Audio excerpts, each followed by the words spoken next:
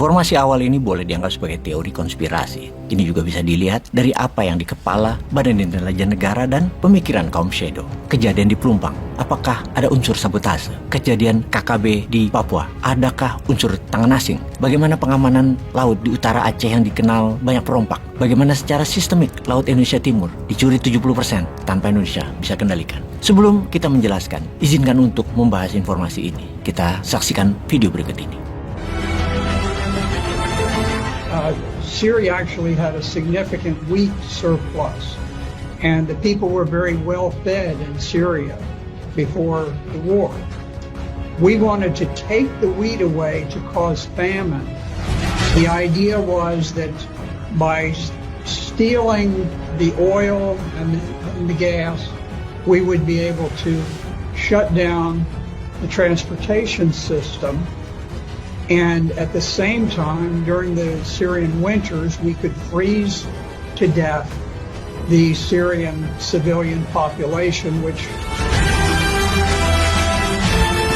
we facilitated the movement of Islamic terrorists from 100 countries. One of the things that they knew when they arrived is that they were lawfully entitled to murder the husbands, and then they could possess and own their wives and their children. And they did it in vast numbers.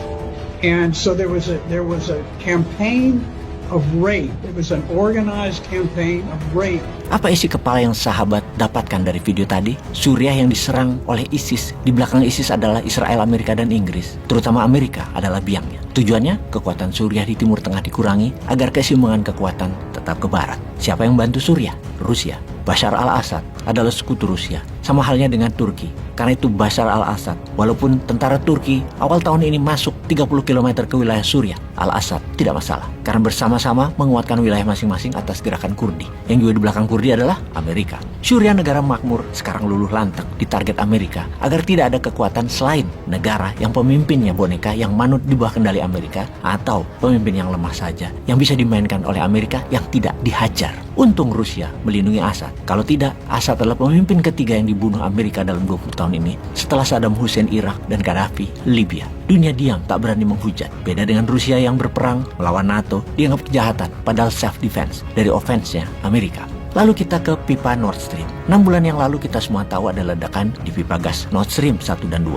Dan kita sudah pastikan itu adalah Amerika karena tidak banyak pasukan atau tentara yang bisa melakukan serangan bom di ledakan di bawah laut seperti di posisi Laut Baltik yang dingin, dalam, dan tidak terdeteksi oleh negara seperti Swedia, Denmark, Jerman, Finland, Latvia, Lithuania. Pipa Nord Stream adalah 2 jalur pipa sepanjang masing-masing 750 mile atau sekitar 1.100 km panjangnya dari Rusia ke Jerman melewati Laut Baltik. Kenapa penting kita bahasnya? Karena sebagai negara berdaulat, Indonesia harus mengambil sikap yang tepat dan bisa memanfaatkan keadaan agar Indonesia menjadi negara superpower, menjadi pemain global. Nord Stream 1 adalah gas penting yang menghidupi 60% energi listrik di Jerman dan 30% negara Eropa Barat lainnya. Nord Stream 2 di tahun 2021 baru beroperasi, belum penuh ketika Rusia menginvasi Ukraina. Dan di bulan September 2022, 2 bom meledakkan pipa tersebut. Siapapun yang meledakkan pipa tersebut, ini bukan hanya sabotase terorisme, namun ini adalah tindakan perang terhadap Rusia dan perang terhadap rakyat Jerman. Puncaknya adalah Pulitzer winner, jurnalis Seymour Hersh, membuka semua rahasia serangan bom tersebut. Pipa yang hulunya ada di wilayah Vyborg, Rusia, melalui zona eksklusif 5 negara Baltik, mendarat di Jerman di wilayah Greifswald. Yang pipa Nord Stream 2, hulunya dari wilayah Rusia Uts-Luger, juga mendarat di Greifswald, Jerman. 2 bom yang diledakkan terjadi dekat pulau Bornholm milik Denmark. Data intelijen mengkonfirm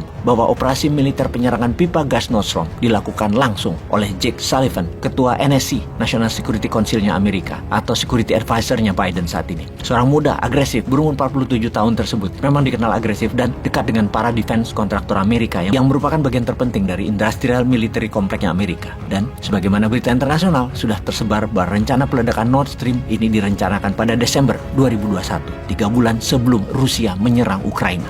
Sebuah rapat resmi yang dihadiri selain oleh Biden dan Jake Sullivan, maka hadir juga Kepala Staf Militer atau Joint Staff Army-nya Amerika dan Direktur CIA. Dan setelah beberapa minggu brainstorming, maka para penyelam dari US Navy, dari Salvage Center di Panama City, Panama, yang dipilih tangan langsung oleh petinggi militer dan CIA untuk mengeksekusi tugas tersebut. Hal ini dilakukan agar tidak ada kebocoran sampai operasi sabotase ini selesai, setidaknya, atau selamanya tidak ada yang bocor. Highly secretive mission. Latihan langsung dilakukan di Laut Baltik karena operasi ini menjadi multinational effort di mana 3 negara membantu, yaitu Norwegia, Swedia, dan Denmark. Kenapa Norwegia? Negara penghasil gas besar Eropa tersebut, member awal NATO, memiliki pelaut handal, terutama Navy, pasukan bawah lautnya. Norwegia lah yang membantu menentukan di mana spot pemboman yang tepat, yang tidak terdeteksi oleh pengawas lautnya Rusia. Lalu Angkatan Laut Amerika yang meledakkan bom tersebut setelah puluhan kali drill latihan atau Baltops 22 di wilayah Baltik, yang merupakan latihan menyelam multinational drill. Semua itu akhirnya dieksekusi pada tanggal 6 September 2022 kemarin. Ketika bom meledak di Nostrum 1 dan 2, Amerika melakukan selebrasi seperti Mario yang menendang kepala David dengan sadis, padahal korban sudah lunglai tergeletak. Amerika mengatakan melalui Menteri Luar Negerinya, Blinken,